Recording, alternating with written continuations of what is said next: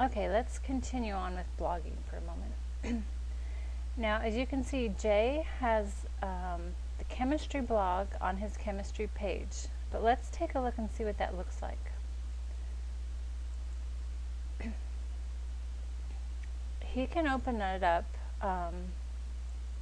and see it in a small space what's been posted on the blog.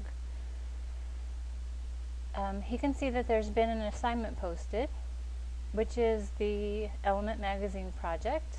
That's been posted on the blog, and he can read through that. Okay. If he wants to respond to the blog or has a question or in some way wants to answer the blog,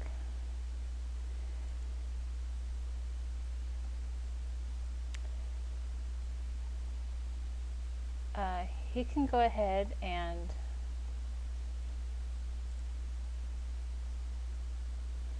open that up in a new window.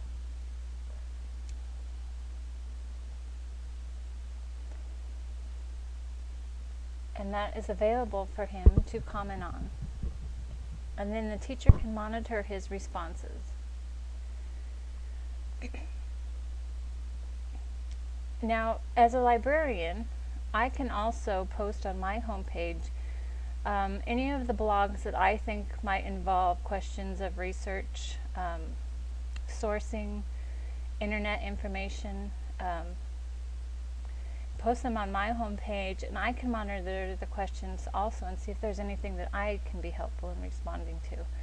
So I've put this on my homepage, which I'll show you in just a minute, and I've monitored the questions. And here, a student has asked, Mrs. Achenbach, do you think the site is a good website?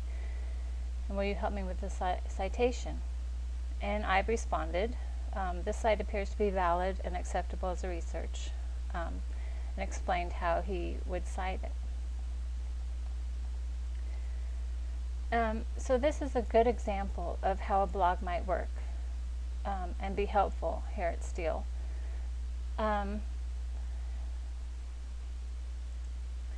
First of all, if the projects are going to be posted on these blogs, it's obviously going to save a lot on printing costs because they won't be printed on paper, except for maybe for the few students who don't have access to computers at home.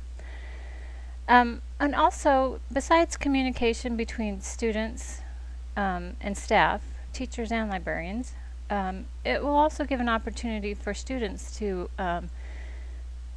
help each other out in a safe environment. So if they need to ask each other questions about the assignment, they don't have to go onto MySpace to ask each other questions.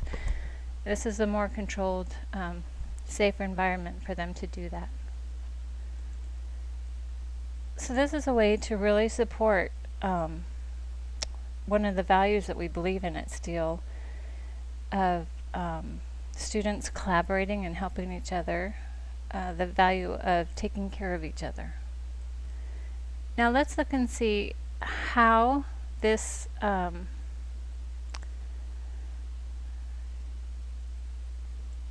chemistry link actually gets to the student's iGoogle page.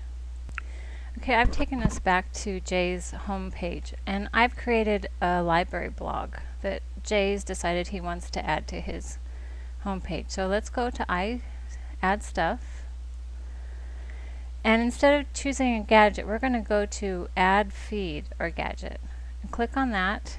And I've already copied the URL, so we're just going to paste it in there, click Add, and the student can already be given that. Okay, and we will go back to his home page, and we can see it's trying to load the page, and there it is, Steele Stacks, the first Steele Canyon High School book blog.